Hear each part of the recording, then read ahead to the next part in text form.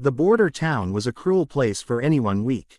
Dust storms howled through the streets, hunger scratched at bellies, and men who had nothing left in their pockets often took out their anger on those who had even less. In one corner of the town, behind a wooden shack that served as a poor excuse for a boarding house, lived a young woman named Clara. Her body was thin, her cheeks hollow, and her lungs rattled whenever she tried to breathe too deeply. She had been sick for months, too weak to scrub floors fast enough, too frail to haul water the way the other girls did. And for that, she paid dearly. Each day, her employer struck her with belts or sticks, reminding her that she wasn't worth the food she ate. Clara had no family left, no voice to defend her. She lived in silence, swallowing pain and tears, her only companions the stars she whispered to when she dared sneak outside at night. One evening, when the boarding house keeper threw her into the street after another fit of coughing, she lay in the dirt, trembling, praying for strength. That's when she heard hooves. A horse slowed near her, and a tall figure dismounted. A man in a wide-brimmed hat crouched down. His face was rugged, tanned from the sun, with eyes the color of storm clouds. "You all right, miss?" he asked, voice low and steady. Clara tried to nod, but her throat burned. She whispered, "Please, don't take me back inside." The man glanced toward the shack, where a lantern swung from the porch. He saw shadows moving, heard drunken laughter. His jaw tightened. "My name's Luke," he said softly. "I got a ranch outside town. Ain't much, but it's quiet. Safer than here." She stared at him, unsure if kindness was real anymore. Men had promised things before, only to hurt her worse. But there was something in his voice, something tired, something honest. When he held out his hand, rough and calloused, she hesitated.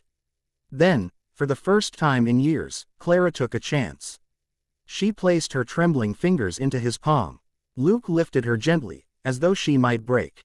He wrapped his coat around her shoulders, settled her on his horse, and led her away from the place that had been her prison.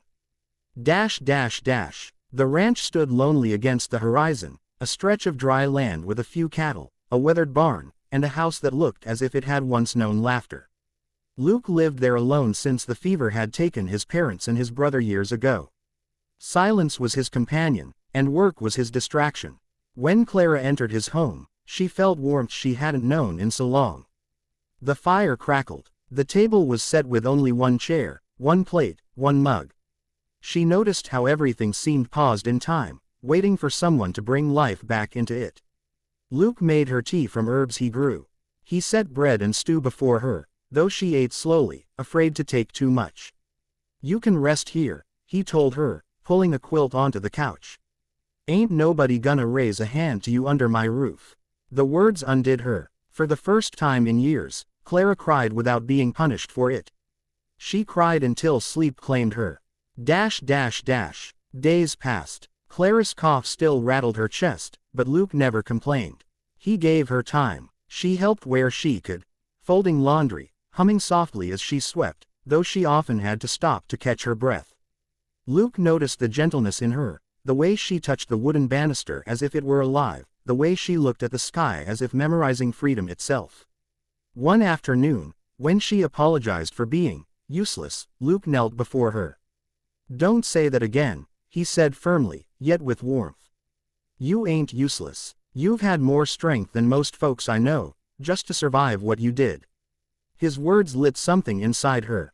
A spark. Slowly, Clara began to heal, not just in body, but in spirit. Luke would take her riding when she felt strong enough, holding her steady in the saddle.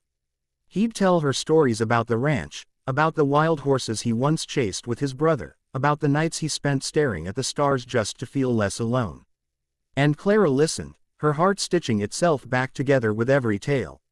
But the past had sharp claws. One night, men from town rode up to the ranch, her old keeper among them. They claimed Clara was theirs, that Luke had stolen her. Luke stood on the porch, shotgun in hand, his voice like iron. "She don't belong to you. She's free. You come any closer, and you'll regret it." The men sneered, but the sight of Luke's unflinching stance made them falter. One by one, they backed off into the night. Clara watched from the window, her chest tight, realizing that for the first time in her life, someone had stood up for her. Seasons changed. Clara grew stronger. Her cough eased, her cheeks filled with color, and her laughter, soft and uncertain at first, returned. She planted flowers by the porch, and the house began to look alive again. Luke found himself smiling more, humming while he worked, feeling the weight of loneliness lift. One evening, as the sun dipped low and painted the sky gold, Clara stood with him by the fence. She whispered, "Why did you help me that night, Luke?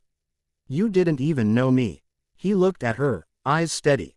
"Because I saw someone worth saving. And maybe, because I needed saving too." Her heart ached at his honesty. She reached for his hand, no longer trembling, and this time she held on first. Clara had been beaten down, told she was nothing. But on a quiet ranch with a lonely cowboy, she discovered she was more than her scars. And Luke, who thought he was destined to live alone, found in her the very thing he'd been missing all along.